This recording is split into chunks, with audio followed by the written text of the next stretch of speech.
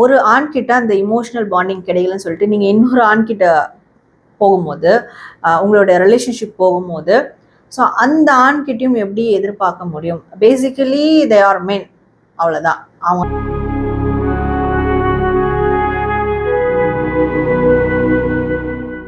Self ரெஸ்பெக்டை விட்டு தான், அதை குறைச்சிக்கிட்டு தான் இன்னொரு இடத்துல இருந்து இமோஷனல் சப்போர்ட் கிடைக்கணும், வேணும் அப்படின்னு நம்ம போகிறோம்னா அது வந்து ஒரு ஃபேக்கான இமோஷனல் சப்போர்ட்.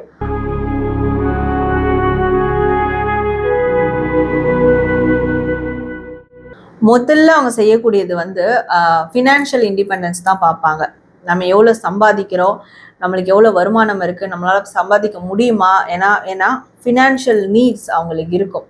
ஸோ அதை பூர்த்தி செய்கிறதன் மூலயமா தான் அவங்க வந்து ஒரு இண்டிபெண்ட் விமனாக அவங்க வந்து ஃபீல் பண்ணுவாங்க.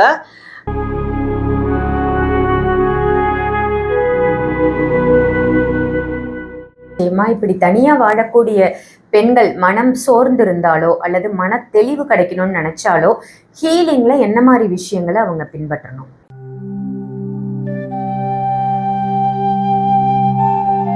மேம், இப்போ பெண்கள் அப்படின்றத பத்தி நம்ம பேசும்பொழுது, அந்த டாபிக் நம்ம எடுக்கும் பொழுது முதல்ல நமக்கு டக்குன்னு தோன்றது வந்து எமோஷன் தான் மேம். பெண்கள் மட்டும்தான் அந்த எமோஷனல் பாண்டிங்ல இருப்பாங்க. ஸோ அதனால அவங்களுக்கு அழுகை, கண்ணீர் இதுவும் ஜாஸ்தியா இருக்கும். ஒரு பெண்ணினுடைய கண்ணீர் வந்து விலை மதிப்பற்றது அப்படின்னு சொல்லுவாங்க. ஸோ எப்படி இருக்கணும் ஒரு பெண் அப்படின்னா? கண்டிப்பா அப்ப விலை மதிப்பற்றதுன்னா அந்த கண்ணீரை எதுக்காக யூஸ் பண்றோம், யாருக்காக யூஸ் பண்றோம், அது ரொம்ப இம்பார்ட்டன்ட். இப்போ ஒரு emotional women's R mat from emotions அப்படின்னு சொல்லலாம். இமோஷன்ஸால, உணர்வுகளால தான் வந்து உருவாகியிருக்கும் பெண்கள். ஆண்கள் ரொம்ப ப்ராக்டிக்கலான விஷயங்களால உருவாகியிருக்காங்க. ஸோ அப்போது ஒரு ஆண்கிட்ட அந்த இமோஷனல் பாண்டிங் கிடைக்கலன்னு சொல்லிட்டு நீங்கள் இன்னொரு ஆண்கிட்ட போகும்போது, உங்களோட ரிலேஷன்ஷிப் போகும்போது, ஸோ அந்த ஆண்கிட்டையும் எப்படி எதிர்பார்க்க முடியும்? பேசிக்கலி தே ஆர் மென், அவ்வளோதான். அவங்கெல்லாம் வந்து ப்ராக்டிக்கலாக தான் இருப்பாங்க. அப்போது இங்கே கிடைக்காத அந்த எமோஷனல் சப்போர்ட் இங்கே கிடைக்கும்னு நினைக்கிறதே நம்ம வந்து முட்டாள்தனம். அது வந்து நிறைய பேருக்கு லேட்டராக தான் அது வந்து புரியும். ஸோ அப்போ அந்த இமோஷனல் ரீதியான சப்போர்ட் எங்கேருந்து கிடைக்கும் அப்படின்னா, இன்னொரு பெண்கிட்ட இருந்து கிடைக்குமா? கிடையாது. நம்மக்கிட்ட இருந்து தான் கிடைக்கும். நம்மளுக்கான இமோஷனல் சப்போர்ட் நம்மக்கிட்ட இருந்து தான் கிடைக்கும். நம்மளை ஃபர்ஸ்ட் ஆஃப் ஆல் நம்ம பார்த்துக்கணும். நம்ம சந்தோஷத்துக்கு எது முக்கியம், நம்ம என்ன செஞ்சால் சந்தோஷமாக இருக்கும், அதை நம்ம பார்த்துக்கணும். செல்ஃப் ரெஸ்பெக்டை விட்டு தான், அதை குறைச்சிக்கிட்டு தான் இன்னொரு இடத்துலேருந்து இமோஷனல் சப்போர்ட் கிடைக்கணும், வேணும் அப்படின்னு நம்ம போகிறோம்னா அது வந்து ஒரு ஃபேக்கான இமோஷனல் சப்போர்ட். அது வந்து பெர்மனன்ட் கிடையாது. That's a temporary. அதே மாதிரி எப்படியா இருந்தாலும் அவங்க ஆண்கள் தான் ஒரு கட்டத்துக்கு மேலே அந்த இமோஷனல் சப்போர்ட்டை அவங்களால ஃபுல்ஃபில்லாக கொடுக்க முடியாது. அதை ஃபர்ஸ்ட் ஆஃப் ஆல் புரிஞ்சுக்கிட்டாலே பெண்கள் இந்த மாதிரியான விஷயங்களை போய் மாட்டிக்க மாட்டாங்க. இதுலேயும் நிறைய ஆண்கள் ஏமாத்துற ஆண்களும் இருக்கிறாங்க. ஒரு பெண்ணோட வீக்னஸ் தெரிஞ்சுக்கிட்டு ஏமாத்திட்டு கடைசி அந்த பெண்ணையை பிளேம் பண்ணிட்டு போகக்கூடிய ஆண்களும் இருக்கிறாங்க. அப்போ நம்ம தான் ரொம்ப ரொம்ப கேர்ஃபுல்லாக இருக்கணும். ஒரு பெண்ணோட உண்மையான சந்தோஷம் அப்படிங்கிறது எதன் மூலமா வெளிப்படுது? உண்மையான சந்தோஷம் அப்படின்றது நம்ம சந்தோஷமா இருக்கிறோமா அதில் தான் வெளிப்படும். ஏன்னா பெண்களை பொறுத்த வரைக்கும் இப்போ ஹஸ்பண்ட் கிட்டயா இருக்கட்டும், அவங்க லவர் கிட்டயா இருக்கட்டும், அவங்க எதிர்பார்க்கறது நம்மளை கேர் பண்ணிக்கிறாங்களா, நம்மளை சந்தோஷப்படுத்துறாங்களா. பேசிக்கலி அவங்களோட லவ் வந்து இதுதான், நம்மளை சந்தோஷப்படுத்துறாங்களா, அதை பேஸ் பண்ணி தான் அவங்களோட லவ் இருக்கும். ஸோ அப்போ அவங்களுக்கு என்ன உண்மையா சந்தோஷம், அவங்க சந்தோஷமா இருக்காங்களான்றதான் விஷயம். இப்போ ஒரு குழந்தைக்காக வாழ்றேன்னு வாங்க, ஆனா நீங்க நல்லா நோட் பண்ணீங்கன்னா அந்த குழந்தைகள் சந்தோஷமா இருக்கிறது, அந்த குழந்தைகள் நல்லா இருக்கிறது, அது அவங்களுக்கு சந்தோஷமா இருக்கும். அந்த ஒரு சந்தோஷத்துக்காக தான் வாழ்வாங்க. ஹஸ்பண்ட் நல்லா இருக்கிறது, ஹஸ்பண்ட் வந்து இவங்க நல்லா பார்த்துக்கிறது இவங்களுக்கு ஒரு சந்தோஷமா இருக்கும், அதுக்காக தான் வாழ்வாங்க. அப்போ பேசிக்கலி பெண்கள் அவங்களுடைய சந்தோஷத்துக்கு தான் வாழ்றாங்க. அது இன்டெரக்டா நிறைய பேருக்கு தெரியாது. நம்மளோட சந்தோஷத்தை தான் நம்ம வாழ்றோம்னு தெரியாது. ஸோ அப்போ தெரியாத போது தான் இந்த மாதிரியான விஷயங்களை போய் மாட்டிக்கிறது. அப்போ நம்மளுக்கு எதெல்லாம் சந்தோஷம் கொடுக்கலையோ அதுலேருந்து விலகிடணும்.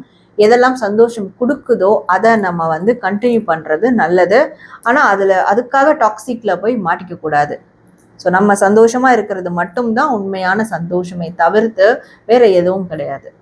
இப்போ ஒரு பெண் வந்து எனக்கு எந்த விதமான ரிலேஷன்ஷிப்பும் வேண்டாம் அப்படின்னு தன்னிச்சையா வாழணும் அப்படின்னு முடிவு எடுக்கிறாங்கன்னா முதல்ல அவங்க செய்யக்கூடிய செயல் எதுவா இருக்கணும்? முதல்ல அவங்க செய்யக்கூடியது வந்து ஃபினான்ஷியல் இண்டிபெண்டன்ஸ் தான் பார்ப்பாங்க. நம்ம எவ்வளோ சம்பாதிக்கிறோம், நம்மளுக்கு எவ்வளோ வருமானம் இருக்குது, நம்மளால் சம்பாதிக்க முடியுமா, ஏன்னா ஃபினான்ஷியல் நீட்ஸ் அவங்களுக்கு இருக்கும். ஸோ அதை பூர்த்தி செய்கிறதன் மூலயமா தான் அவங்க வந்து ஒரு இண்டிபெண்ட் விமனாக அவங்க வந்து ஃபீல் பண்ணுவாங்க. ஏன்னா அதை பேஸ் பண்ணி அதை டிபெண்ட் பண்ணி தான் ஆண்கள் கிட்ட அவங்க வந்து மூவ் பண்ணுறது, அதை டிபெண்ட் பண்ணி வாழ்கிறது. அப்போது அந்த ஒரு விஷயத்தை உடைக்கணும்னு பார்ப்பாங்க. நான் ஏன் யாரையும் டிபெண்ட் பண்ணி வாழணும், எனக்கான தேவைகளை நானே பூர்த்தி செஞ்சுக்கிறேன். அப்போது அது ஆட்டோமேட்டிக்காக ஃபினான்ஷியல் ரீதியான விஷயங்களை நோக்கி தான் போகும். தனக்கான ஒரு வேலை, தனக்கான ஒரு நிதி நிலைமை. அப்போ இண்டிபெண்ட்டாக வரணும்னு நினைக்கிற விமன்ஸ் இதை மட்டும்தான் செய்வாங்க. இந்த விஷயத்தை தான் முதல்ல கையில் எடுப்பாங்க. இப்போ ஒரு பெண் வந்து தனியா வாழணும்னு முடிவு எடுத்துட்டாங்கன்னா நீங்க சொன்ன மாதிரி ஃபினான்ஸ் எப்படி இருக்கு அப்படின்றத அவங்க பார்த்துக்கணும். இந்த உலகத்துல தன்னை பாதுகாத்துக் கொள்வதற்கு என்ன மாதிரியான முன் விஷயங்களை அவங்க எடுக்கணும்? தன்னை பாதுகாத்துக்கிறது தான் ரொம்ப ரொம்ப ஒரு மிகப்பெரிய கலையே. ஏன்னா டக்குன்னு பெண்கள் போய் விழுந்துருவாங்க. பெண்கள் தான் முதல்ல எல்லாத்துலேயும் போய் மாட்டிக்கிறது. ஸோ அப்போ அவங்கள பாதுகாத்துக்கணும் அப்படின்னா அவங்க ரொம்ப ரொம்ப என்லைட்மெண்ட்டாக இருக்கணும். என்லைட்மெண்ட்டுன்றது வந்து மன முதிர்ச்சியோடு இருக்கணும், ரொம்ப ஞானமாக இருக்கணும். எமோஷ்னலான விஷயங்கள் நம்மளுக்கு நேச்சர், எமோஷன்ஸ் நம்மளுக்கு நேச்சர். ஆனால் அதை பீட் பண்ணுற அளவுக்கு நம்மளுடைய ஞானம் இருக்கணும், அறிவு இருக்கணும்.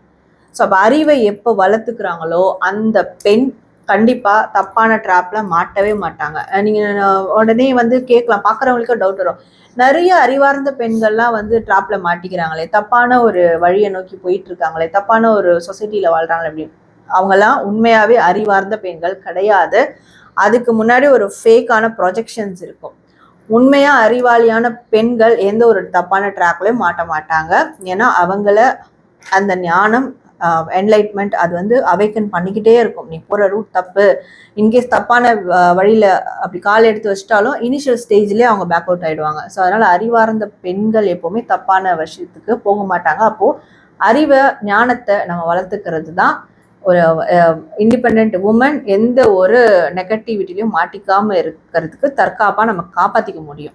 நிச்சயமா இப்படி தனியா வாழக்கூடிய பெண்கள் மனம் சோர்ந்து இருந்தாலோ அல்லது மன தெளிவு கிடைக்கணும்னு நினைச்சாலோ ஹீலிங்ல என்ன மாதிரி விஷயங்களை அவங்க பின்பற்றணும்? தாராளமா ஹீலிங்ல வந்து இப்போ வந்து நம்மளுக்கு ஒரு ஞானம் கிடைக்கணும், தெளிவு கிடைக்கணும்னா பெஸ்ட் 7 சக்ரா ஹீலிங் எடுக்கிறது பெஸ்ட். ஆண்களுக்கு மட்டும்தான் அப்படின்னு நினச்சிட்டு இருக்காங்க, அது கிடையாது. பெண் யோகிகளும் இருக்காங்க, பெண் சித்தர்களும் இருக்காங்க. இவங்கெல்லாம் இந்த ஞானம் பெற்றவர்கள் தான், என்லைட்டன்டான ஒரு பர்சன்ஸ் தான். ஸோ அப்போது இந்த மெடிடேஷன் 7 சக்ரா மெடிடேஷன் அதை பேஸ் பண்ணி டெய்லியும் தியான முறைப்படி நம்ம தியானம் செய்யும் போது நம்மளுக்கு அட் எனி பாயிண்ட் ஏதாவது ஒரு டைமில் நம்மளுக்கு அந்த என்லைட்மெண்ட் நிச்சயமாக கிடைக்கும். ஆனால் இது வந்து டே பை டே ப்ராக்டிஸில் வரணும். 2 நாள் நான் வந்து மெடிடேஷன் பண்ணேன், எனக்கு எந்த என்லைட்மெண்ட்டும் கிடைக்கல அப்படின்றது இல்லை.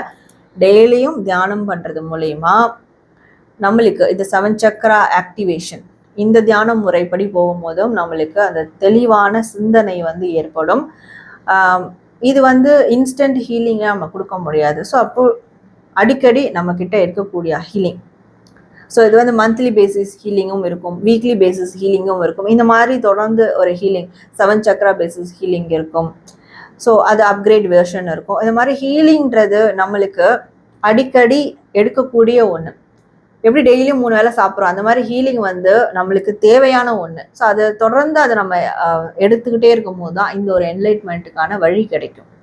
நிச்சயமா மேம். ஒரு பெண்ணுன்னா எப்படி இருக்கணும், என்ன மாதிரி விஷயங்களை பின்பற்றணும், ரிலேஷன்ஷிப் இல்லைன்னாலும் அவங்க தன்னிச்சையா எப்படி துணிவோடு வாழ முடியும் அப்படின்னு சொல்லியிருக்கீங்க.